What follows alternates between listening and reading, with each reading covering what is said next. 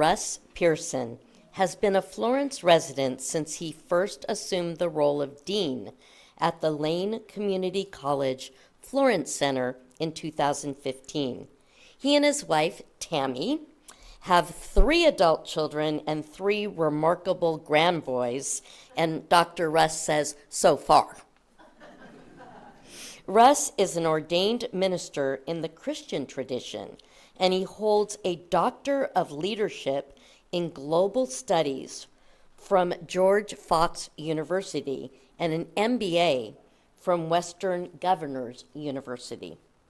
Russ has made an almost annual pilgrimage to our fellowship to share insights from his Christian tradition. In keeping with our theme, Russ's message is meant to be an invitation to explore aspects of faith following deconstruction and lessons learned along the way. Please welcome Reverend Dr. Russ Pierson.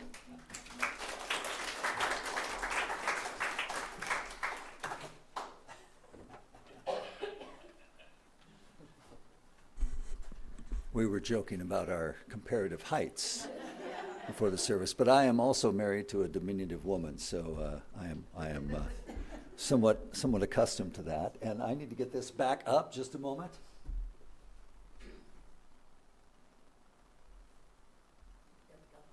Okay, cool.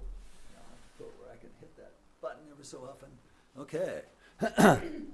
Well, it is great to be back. And first thing I want you to know is we now have a granddaughter also. Yeah. In just a week or so, we're going to be celebrating her first birthday. And I wish I had a picture with me. I probably have several on my phone. So if you want to see them afterwards, and if I don't, my wife Shirley does. And in fact, they're coming for a visit soon. So we're super excited about that. How many of you have not been here and seen me before? There's always some, and that's awesome. That's a fantastic thing. So I'm going to tell you my usual kind of spiel when I come. I usually unveil 3 deep, dark secrets in order. The first is, as you heard, I am in fact a Christian. The second, as you also heard, is I am in fact a minister. And the third is that I have also been a lifelong evangelical. You know, the white Christian nationalist folks are often of late. So another thing that I don't think I've ever had cause to share is I am a former conversation facilitator for Oregon Humanities Conversation Project. And for quite some time, I led a facilitated conversation. And Oregon Humanities does an interesting thing. They're literally conversations. So you're not there to present, you're there to facilitate others having a great conversation. And my title at the time, and this was it went into COVID just a bit, but it was Faith and Politics in Oregon and Beyond. So I am always theological in my sermonizing here at FOOF, but today I'm also going to be just a little political. Yeah, wait for it. Finally, what I want to say is that every time I come, I feel as though you are collectively my therapist. So I plan to be pretty frank, just lay on the couch and tell you all my problems today and have you help me. Will you do that? Yes. Thank you. I appreciate that. So, as you can see, my title today is The Jesus I Never Knew. And if this works, let's see. How about now? There we go. So that is a title I stole. It's from a book by an author by the name of Philip Yancey. He also has a long history in the evangelical Christian tradition. In 1996, that book won virtually every important Christian book publishing award. And I'm going to talk a little bit more about Christian publishing in a while, but I want you to know that. And then in 2022, just fairly recently, he's now pushing 75 years old. So we are fellow boomers. He's a little more boomer than me, but yeah, just wanted to get that out there in case anybody wondered. In 2022, he wrote a book called When the Light Fell, and it won some additional Christian publishing awards. And it's a memoir, and since it was in 2022, it didn't win as many Christian publishing awards. We'll talk about that too. I'm doing two things at once here. Forgive me. Okay, so why Philip Yancey? So these two capstone books that I just mentioned, The Jesus I Never Knew and When the Light Fell, are both very personal, and they resonate with me for several reasons. For most of his life, his father wasn't in his life. In his case, his father died when he was about 1 year old, so he barely even remembers him at all. And it was after his father's death from complications of polio, which he didn't learn until much later, that his mother determined at that moment never to marry again, to focus on raising the two boys that they had. And she became very, very religious during that time in an evangelical church. So he had a very strong mother with religious leanings, and he attended a small Bible college and spent most of his life unlearning much of what he spent those years learning. And he left Bible college with an excellent life partner. That is my life partner. She is there. And I say yes and amen from Bible college. And I just have to say this. I am often touched when I think about what my wife Tammy has meant to me over the years. She won't like that I'm highlighting this. But one of the great things about her, there's so many things, one of the great things about her is that somehow, and largely due to her grace, we have managed to be pretty much on the same trajectory in regards to our faith journey. And that isn't easy where either of us come from. This girl grew up in Idaho. And I grew up in Washington. But both of us, politically, we've been moderate most of our lives. We've voted for people on both sides of the aisle and sometimes independents. And theologically, we started out as very evangelical, and we've been on a little journey in that regard too. So, thank you, Tam. I got all shaky there. So, when I think about what Philip Yancey means when he talks about the Jesus I never knew, again, it resonates with me for lots of reasons. These are sort of some of the things that he talks about in the introduction to the Jesus I Never Knew. And there are things that all resonate with me as well. There's Mr. Rogers. There are 3 ways to ultimate success. The first way is to be kind. The second way is to be kind. And the third way is to be kind. He is, by the way, or was, he's passed, but he was an ordained Presbyterian minister. Yeah. You see a famous little Christian song that every evangelical kid grows up learning to sing. Jesus loves me, this I know, for the Bible tells me so. Little ones to him belong. They are weak, but he is strong. You see a woman teaching a Sunday school class probably, and she's got a flannel graph. Anybody have any experience with flannel graph as a child? Yes. God bless you, one and all. Yeah, so you just haven't lived until you've learned how to, use a flannel graph. My wife is an expert flannel grapher. That was one of the things she learned in Bible college, among other things. You'll see a little prayer that my grandmother. I mentioned some of the things that are alike for Yancey and me. My grandmother raised me, so my birth mother, for various reasons, gave me up for adoption to my grandparents.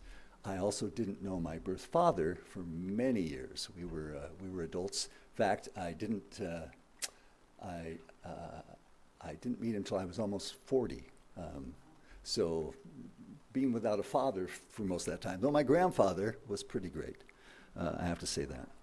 But we prayed that little prayer almost every night. Now I lay me down to sleep. I pray the Lord my soul to keep. If I should die before I wake, I pray the Lord my soul to take. It's right here. Lots of vacation Bible school, way too much Kool-Aid, too many cookies. Fortunately, it was before the goldfish era, the cheese goldfish, so I didn't get too many of those. But Kool-Aid and just lots of sugar was great. That's a picture of me down there as a young child. And that's kind of the vision of Jesus I had as a child. So, the Good Shepherd, Jesus holding a little lamb and looking serene and peaceful. So Philip Yancey and I shared that kind of a background. Very similar time, very similar backgrounds.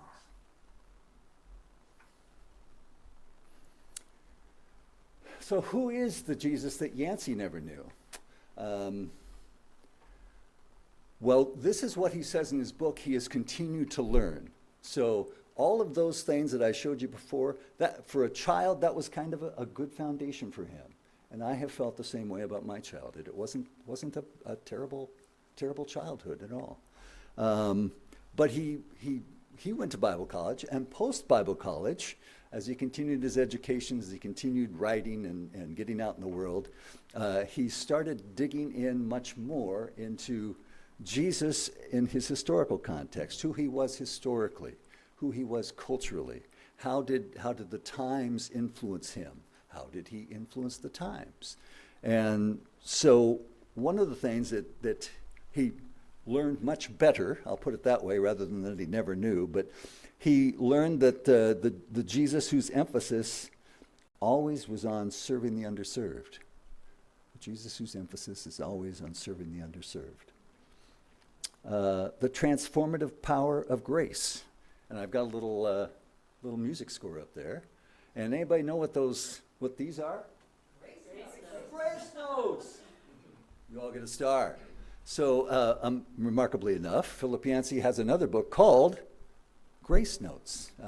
And I loved some of the things he had to say about that. And he mentions those grace notes. They're just extra special little somethings that show up in music. And, they delight and surprise and warm your soul if you're listening to a reasonably decent piano player.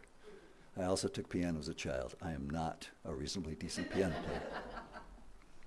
player. And then the Jesus that Yancey came to know much better was the Jesus of love. Genuine, authentic, sacrificial love was the true measure of the life of Jesus. And I think most evangelical folks, if they were here today listening to this, they would agree with me. Those are things that we know about Jesus. But for Yancey, and increasingly for me, I'll leave my wife out of it now, increasingly for me, those are what the ministry of Jesus was all about. There's a lot of other peripheral stuff that I have been letting go of. There is a word in, especially in evangelical circles, there are these days ex-evangelicals. Have you heard of that? Yeah. They're people who grew up evangelical, and for whatever reason over the years, especially in the last 8 years, they have slowly kind of moved away from evangelicalism. COVID didn't help either. There's talk in those circles and other religious circles as well. You've probably heard the term. Ali mentioned it in my biography there. We have deconstructed to one degree or another. I have been a Christian long enough that I know I can't fully just give everything up. But I am also someone with a background in sustainability, construction, some of those kinds of things. I took a certified, listen to this will impress you. I, friends, am a certified sustainable building advisor. Whoa. Thank you very much. I actually, one of the people in my class was from Portland, and he specialized on historic buildings and deconstructing certain buildings, and the point wasn't to take them down and away. The point was to reconstruct them, make them better, replace the parts that needed help. And so these days, I'm about reconstructing my faith. And that's where you found me today. So we'll talk just a little more about Yancey and some of the lessons I've learned from him.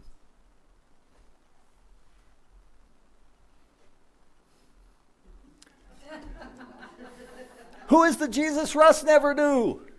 Now, I'm getting a little political. I am not anti-Republican. I have voted for many Republicans. Yeah, it's probably an awful confession to make in certain circles, perhaps the foof circle, but it's true.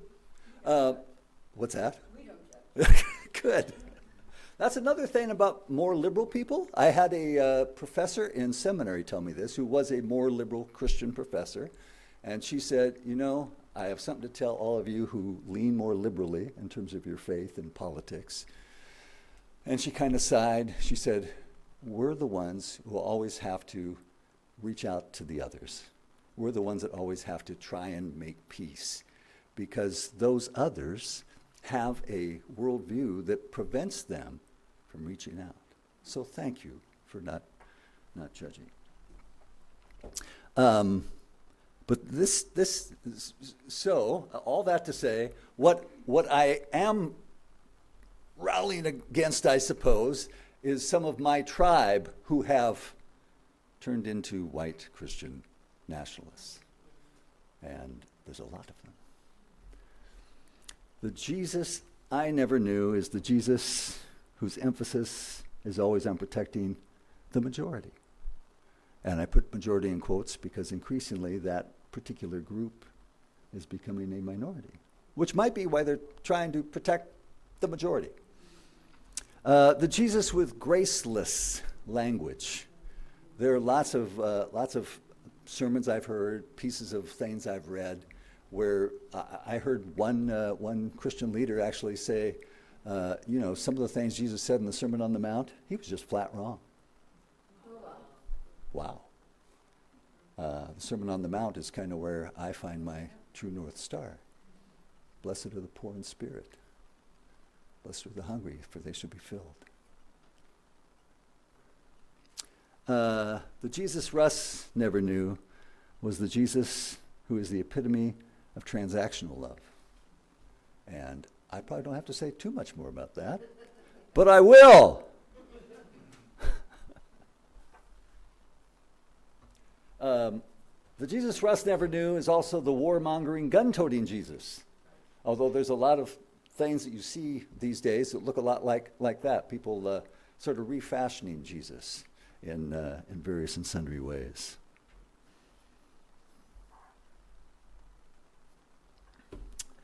The Jesus I never knew is the racist Jesus. Yeah.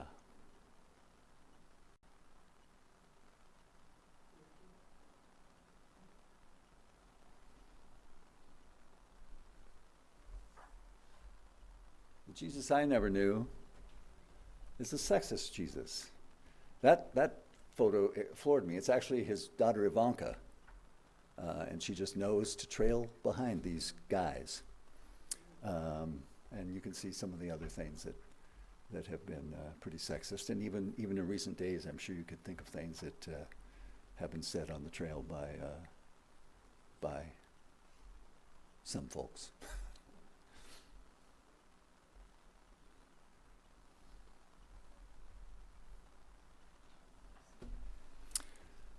Who is the Jesus Russ never knew? The anti-immigrant Jesus. Yeah.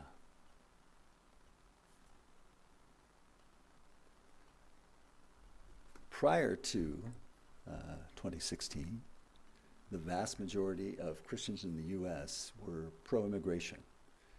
And immigration is a very complex issue. It really has impacted negatively some communities along the border and elsewhere. But at the same time, it is the Christian who, according to the Beatitudes, the Sermon on the Mount, are supposed to reach out to the orphan, the oppressed, the widow.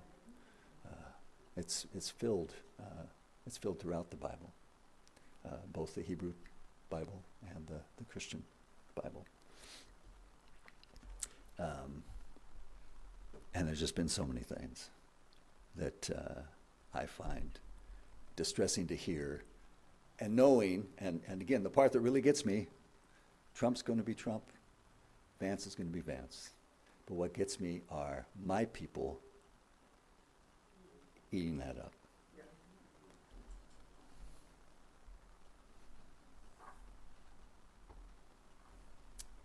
Who are these white Christian nationalists? Here's some clues. Most Christian denominations have been losing members at a rapid pace, but the share of the white population that identifies evangelical increased from 25 to 29%, just over the last few years.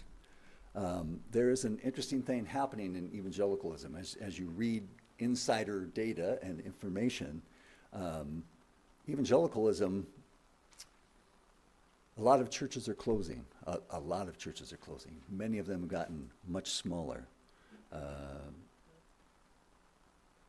But there are also these moves to much larger megachurches, and there are a lot of new megachurches that have popped up. I actually, I was a pastor at a megachurch back when that wasn't a negative term necessarily, and and felt it was a very fine place to be during that season. So I'm not against megachurches either, but churches are losing a lot of the folks that have been there for years that aren't of a particular political persuasion, and they're gathering together in large groups. Even worse, I'll tell you another, this will be something to put on the therapy list for me, okay? My tradition that I basically come from is a very broad, doesn't have to be wacky, I promise, but a very broad Pentecostal charismatic tradition. And it is that particular strand that has been particularly interested in promoting some of the things that have become political in the last several years. And that just slays me. Evangelicals have typically been the most church group, but now more than 27% say they never or seldom attend. Another interesting statistic, I couldn't find it this last week when I was specifically looking for it, but I know I read it. Probably was either in PRRI or Pew Research. But there was an interesting study recently where even some folks of other faiths, like way beyond the Christian faith, Muslims, Buddhists, Hindus. Hindu nationalism, by the way, is a thing in India right now, and it's very similar to what we're seeing in the U.S. with Christian nationalism. But some of those religious groups, actually, if they're asked the right questions, they identify as white Christian nationalists. Because they, think of the Hindu nationalists, they have that sense. In that Pentecostal charismatic world, specifically, especially, but also more broadly in Christianity, there's a real spirit of entrepreneurship. So many churches are just started by some dude, who just decided they were going to start a church.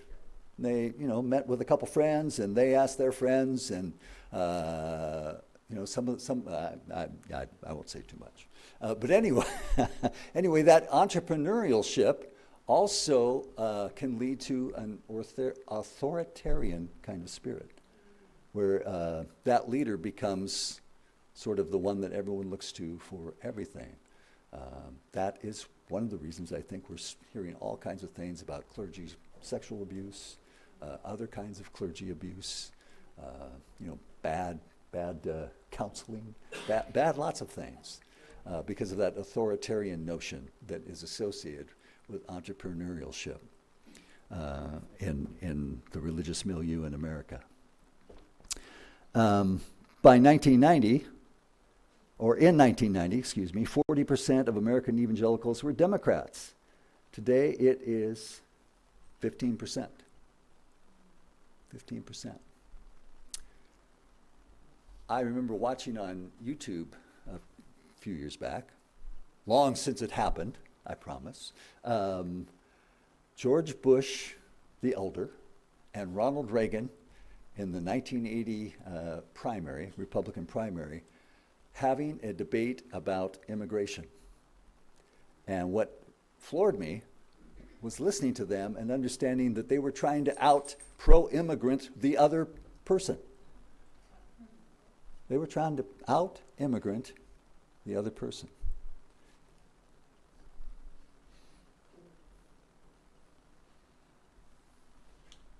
I want to talk just for a bit about how someone becomes a white Christian nationalist. There are some reasons, largely that girl, but there's no reason why I shouldn't be a white Christian nationalist today. Not many. So I do want you to understand the white Christian culture, and not just evangelical culture. Let's put it that way. I want you to understand evangelical culture. And if you are enculturated in this, it is just, it's the air that you breathe, it's the water that you swim in. I know I've been hard on my tribe today, but I also want to encourage you to keep conversations open, to do what you can to be empathetic. Remember what I told you my professor in seminary said about the more liberal person in any conversation. They have to make that effort. So here's some things that certainly influenced me, some of them way back. The Late Great Planet Earth. That book came out in 1972, I think it was. You want to know an interesting fact about the Late Great Planet Earth? If you weren't in my circles, you might never even have heard of this. How many have never heard of the Late Great Planet Earth? There's a few, some have. It was the best-selling book of the 1970s.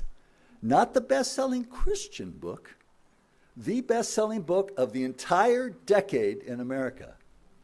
And it is full with biblical prophecy that suggested, back then in 1972, that, for example,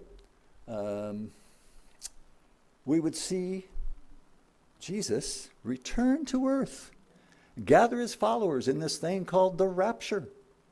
They would just meet him in the air.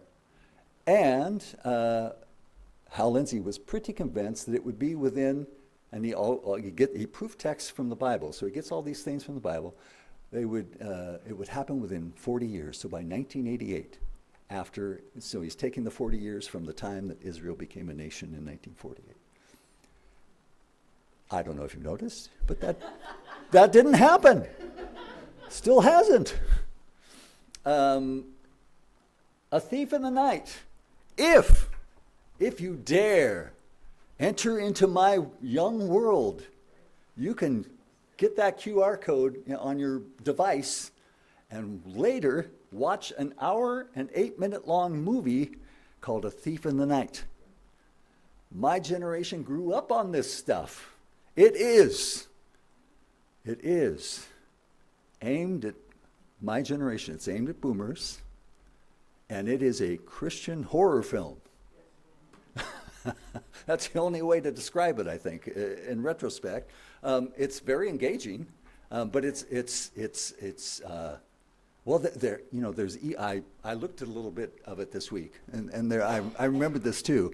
There's a part in there that you show kind of early on, a couple of the stars of this show, who aren't Christians but are sort of Christian interested, going to a church. And the church might not be too much unlike a UU church. You know, it's more liberal, doesn't take everything super literally that's in the Bible. It's a Christian church, so it's different, but it's very broad and loving in what I think is a really helpful, wonderful, delightful way that is consistent with what I think about the person of Jesus. But he is the bad guy, and at the end, he just feels so terrible that things have happened badly. Because as the movie begins, this rapture has taken place. So suddenly, thousands and thousands of people are missing, and it just goes downhill from there. So please take a snapshot of that QR code and go watch that later if you dare. What else do I have up here? The basic rule up there: a text can never mean what it never meant. So I was a Bible college instructor for a bit, and I have been a seminary instructor as well. And one of the fields of study that I was most interested in and taught was something called hermeneutics. Now, Hermes is where we get hermeneutics. Hermes was I can never remember if he's the Greek guy or the Roman guy, but he's the same guy as, I think he's the Greek guy. He's the same guy as the Romans called Mercury. So he's the FTD guy. So he's the guy who flies between the gods, delivering the gods' messages to us. That's Hermes. So hermeneutics is a study of that transmission between the deity and us. So it's a study of the Bible and how to study the Bible correctly. A text can never mean what it never meant. I actually still could teach that today and be fine with it, but I would mean something particular. What I wouldn't mean is what is akin to constitutional originalism that we currently see in the Supreme Court. Because when you have that view, you still are picking and choosing. You're deciding, well, this founder said that, but over here they said that. Same thing with the Bible. This verse says this. You proof text. So what I still believe is a text can never mean what it never meant, is understanding what Philip Yancey went through, to understand the historical, the cultural, the linguistic context of what we're reading. To also understand that we don't know everything we need to know about the Bible. It came together in funky ways at different times over the years. We don't know if it's all legit. Don't say that to my friends. But I have told this group before, the older I get, the more I try to release certainty and embrace mystery. And I don't know everything. You don't either. But we're together. We be human. Well, my time's about up. I have spewed forth all kinds of stuff. My biggest takeaway is, be sure to watch that QR code. Yeah, no, I'm kidding. My biggest takeaway is this: I am an aggrieved, deconstructing evangelical. I've explained why. I also want to remind you that I've also told you, please keep the lines of communication with those people open in your life. You may be their only salvation. You see what I did there, as Tim Walls might say. So please, thank you.